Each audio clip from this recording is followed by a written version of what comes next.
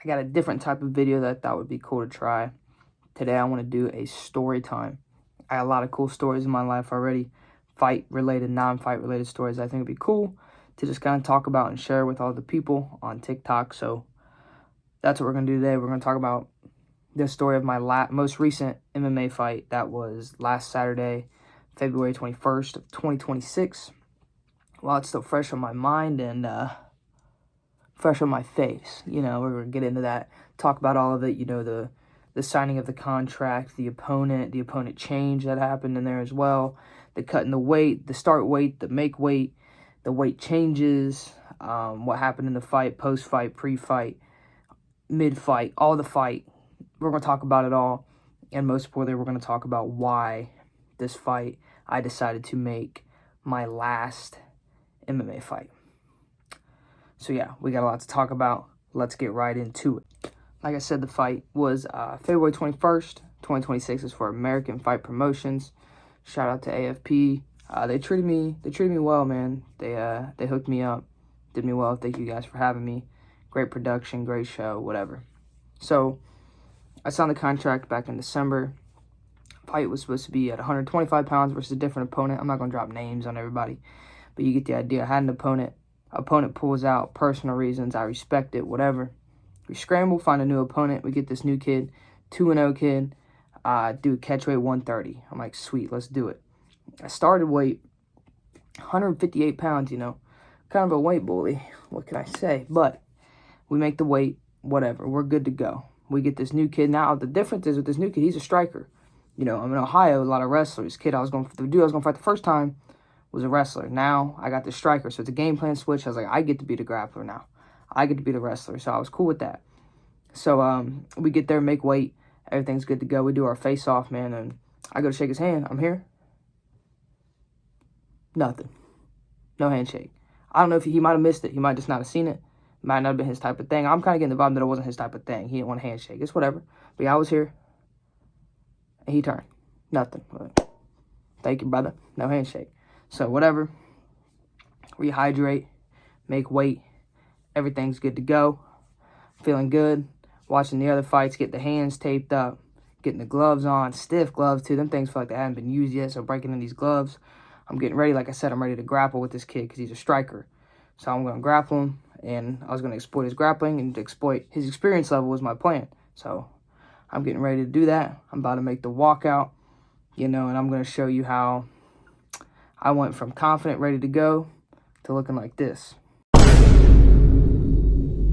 So my music kids, man, Hallelujah by Chief Keef, hardest walkout of the night. I don't care what nobody says. That was tough. I was fitted up too. Insert the picture of what I was wearing. It was tough right here. Bitch, I'm cooler than a cooler. Big shouts out to my jewel. So I walk out in that. God forbid, white boy get a little motion. Represent my people on the back. Have my sponsors on the back. Have my leopard print shorts going. The big fuzzy slippers. The vibe was vibing. I felt like the man. I get out there. They got the little sparklers going. My music's playing. High-fiving people. Little kids want to high-five. Little man, high-five. Give them the high-five. We good to go. Go out there. Take all the bling off. Vaselined up, talking to my corner, gloves check, cup check, mouthpiece, whatever. Get up in that cage, getting ready to go. Wait for my opponent. He comes out, does his thing. So now we're both in the cage. He's doing his stare down. He's right here. He's just, I'm kind of looking at him, whatever. I give him a little wink here and there. I'm like, I'm ready, man. We're going to fight. I'm ready to go. So they do our announce. They announce who we are, where we're from, weight, record, etc., all that. Fight starts. He's orthodox. I'm southpaw. I know I got to beat that lead foot. And funny thing, my brother would always joke around that I never throw leg kicks. First thing I did, rear leg kick, or rear legged his lead leg. Boom, drive by. That was just for him. Right? So we hit that. We do a little strike exchange, and then we go to like a little this clinch. And he tries to like almost lat drop me. We kind of roll. I end up on top, and I end up in this weird guillotine position. And I always joke that the guillotine's a fake submission. It don't work. So I'm in like this guillotine. It's kind of arming off to the angle. So I didn't really like it. I wasn't going to squeeze on it. I try to switch it off to this triangle. Kind of don't work. And then he ends up in my guard. Working for stuff. He stands up.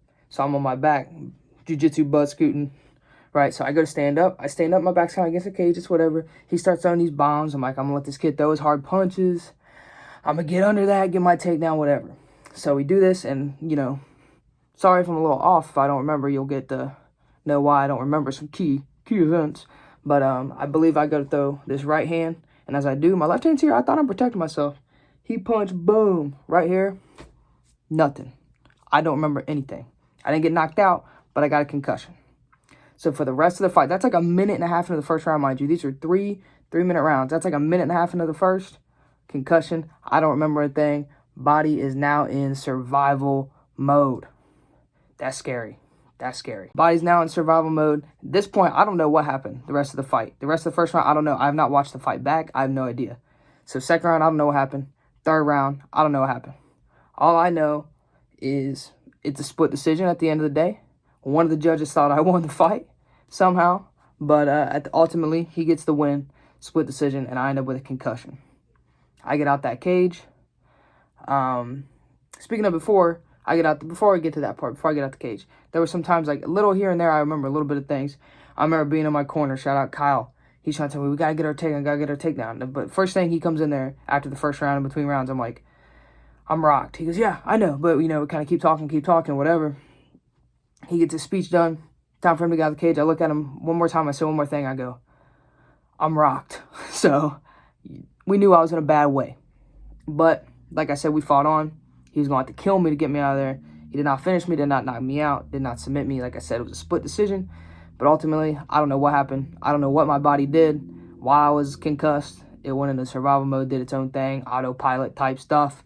So whatever happened, happened. Like I said, I ain't watched it back. I don't know. Just hearsay stuff on what happened. We get to the back. Mind you, I can't stand up on my own barely. I can barely see. I can barely hear. That's how I was throughout the whole fight. Could barely stand, see, hear, nothing.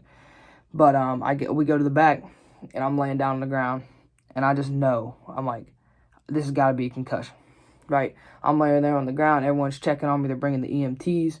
I'm squeezing hands. People walking by, squeezing their hands. They bring the bucket. I'm throwing up in the bucket.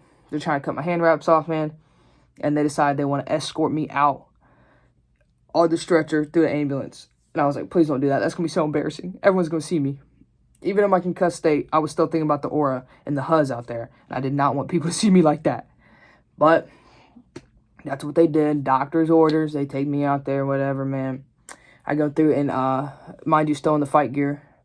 And they put me on the oxygen mask, too. I was like, man, this seems a little extra. I'm not dead. But they put me on the oxygen mask. They start wheeling me out on the stretcher. And to make sure, like, to, you know, in my state, I'm like, you know what? They won't know it's me if I do this. So that's what I did. Covered my face. Nobody's going to know it's me. First thing I hear, I get out the curtain. Praying for you, Connor. Didn't work. Blew my cover. They knew it was me. Now my aura's gone. The huzz are gone. This day just got worse. They load me on this ambulance, right? I'm embarrassed. I feel like a loser. I can't even think. You know, they're asking me all the questions. What's your name? Where you from? Where you at? What's your birthday? I'm acing these questions. I'm like, brother, come on. These are like kindergarten level questions. Let's pick it up a little bit, you know? So they get me to the hospital. They put me in that neck brace like I saw in that picture. Showed you all that picture. I'm all stiff. Stuck in this neck brace, sitting in this hospital bed. I look over at my dad and I shake my head. I'm like, man, it's not worth it no more. It's not worth the man cutting the weight, getting the concussion, going to the hospital, losing, scared on my loved ones. You know, they're wondering if I'm okay. I was like, it's just not worth it for an amateur MMA fight no more. So that's when I decided, man, I'm done. I was like, that'll be my last one. The hospital did the brain scans, no brain bleed, no nothing like that. But yeah, that was the story of my last fight, what happened, and why I decided to make it my last one. I'd love to keep doing these story times, man. These are fun. Kind of throwing together. I'm recording on my phone. This mic ain't even connected to my phone. This is kind of just here. I just think it look cool. I look like a YouTuber because it light up.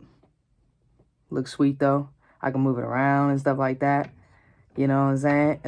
It's a little loose, though, but hey, we'll work on that. Like I said, I'd love to do more of these. I got a lot of other cool stories I could tell about other fights that I've had in my life and just outside of fighting in general. So, yeah, let me know if you enjoy these. I had a blast doing them. Let me know.